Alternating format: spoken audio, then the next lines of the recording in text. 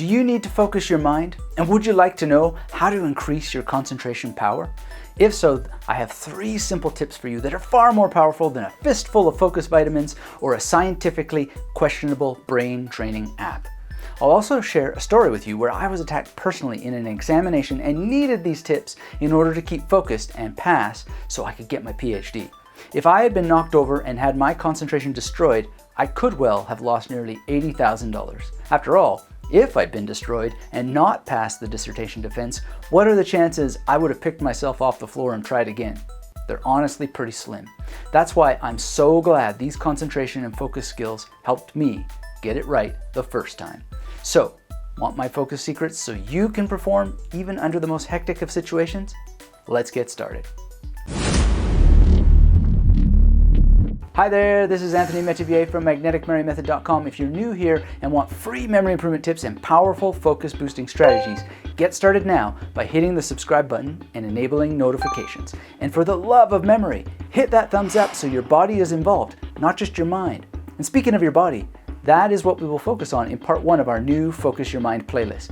It is critical to start here because a lot of people think that their mind is somehow different than their body. In fact, your mind is produced by your brain, a clump of physical cells located in your skull. The quality and health of these cells directly shows up in your ability to focus and concentrate.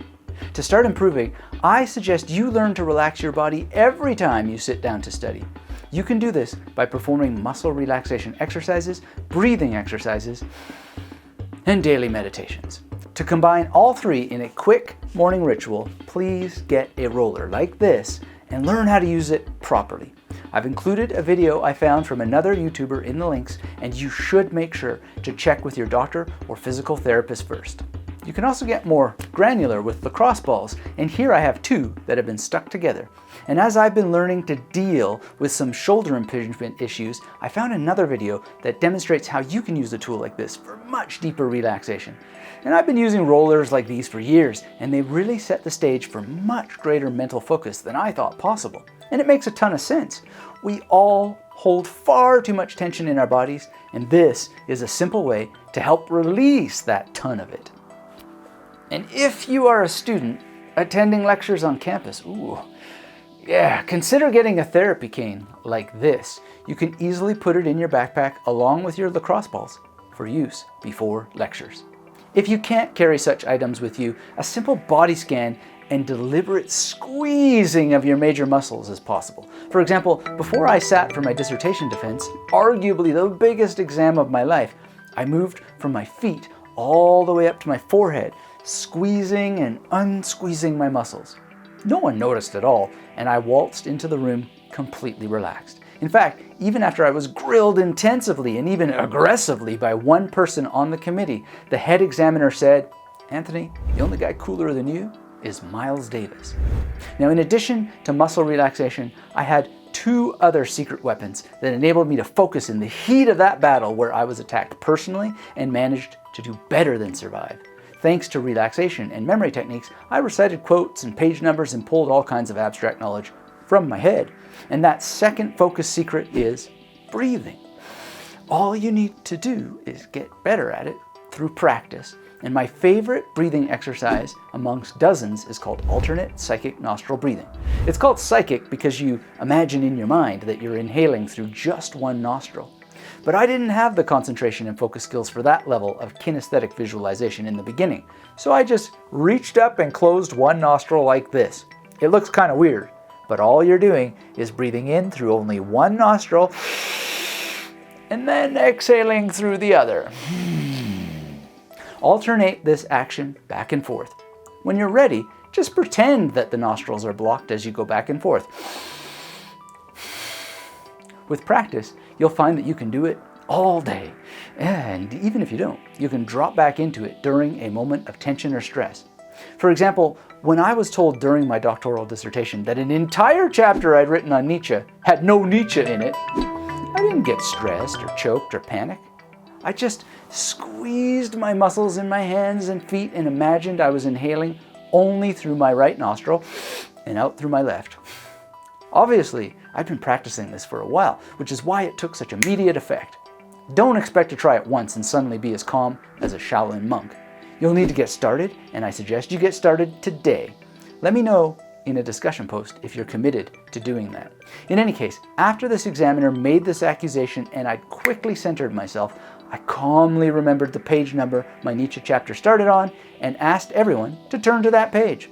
Then I quoted Nietzsche in German, one of the most important passages he wrote about friendship, which I'd written about in my dissertation. That quote helped me then establish the theoretical grounding I'd laid out, not just in that chapter, but throughout the massive document everyone was now focused on. But I didn't have to look in it because I knew exactly what I'd written and where in the document it was located. Now, to be fair, everybody in that room, including me, knows I could have done a better job on explaining Nietzsche. It was a dissertation after all, and even if it were a finalized book, there is room for error and improvement in everything if we're open to it. But people attack each other for a reason, and one of them is because they know how easy it is to break your focus and cause you to make mistakes. Sadly, some people in the world want to see you fail. Some people are very happy for you to lose all the time, energy, and money you've invested in something, like a university degree, or 4 of them, as I have completed. And it's a good thing I passed because very shortly thereafter, all my hard work paid off with an extended research grant worth nearly to the penny the exact amount of my nearly $80,000 student loan debt. And that's not including all the travel stipends I was given on top of the grant. Poetic justice? I don't care. All that matters is that I was prepared by practicing these focus and concentration techniques frequently in a state of relaxation, always experimenting with them, and frankly, they're kind of entertaining too. And when performed that way, these focus strategies will always help you succeed and set you free. That is literally F-R-E-E, frequent practice in a state of relaxation and a spirit of experimentation, and always letting these focus and concentration rituals keep you entertained. I want you to succeed, and these 2 strategies I've shared so far using the free model, and when practiced in advance, will help ensure that you're not so quickly shaken.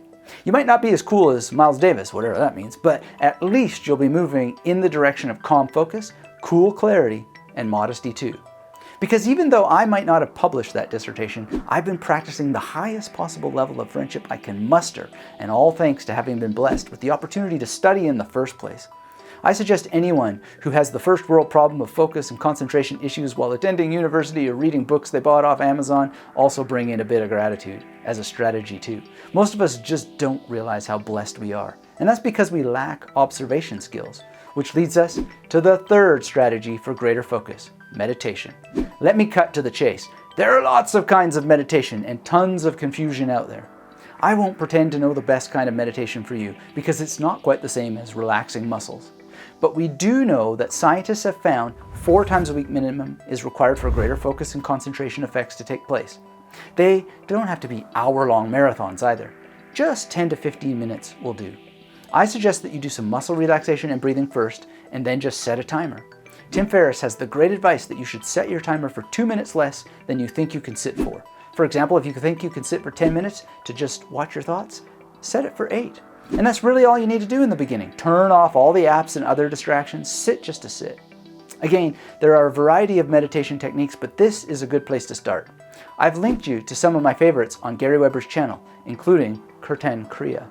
This simple meditation has been shown to help with memory, focus, and concentration, though again, research shows that you'll want to practice for at least 4 times per week to notice an effect. Kirtan Kriya also enables you to bring in a small amount of movement and sound.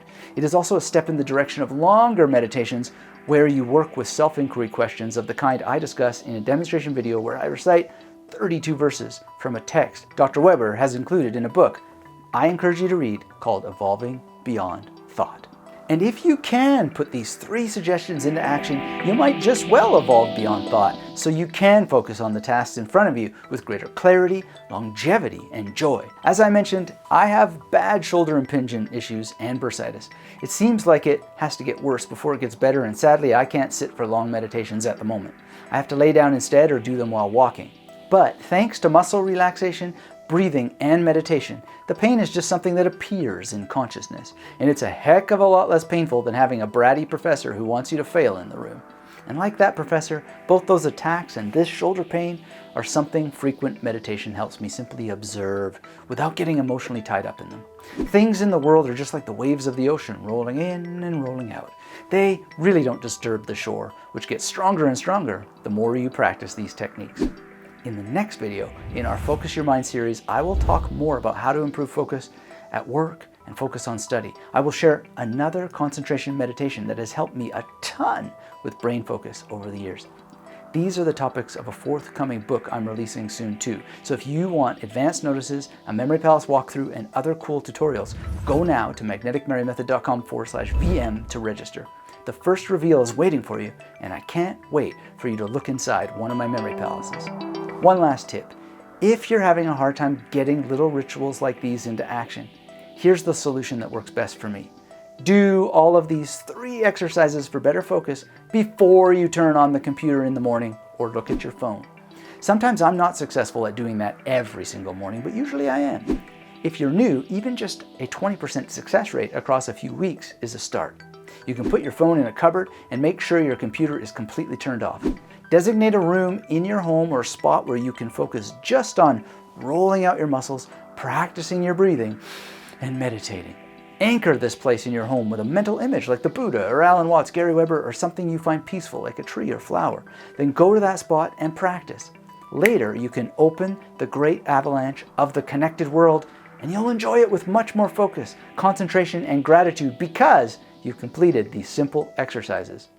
Thanks as ever for the view. Hit that thumbs up if you haven't already, and get subscribed for more powerful memory focus and concentration tips and resources like the Magnetic Mary Method community has helped me share with you today. And remember, you are the asset. You are the champion horse. You are the one who can rescue yourself from the complexities of the world.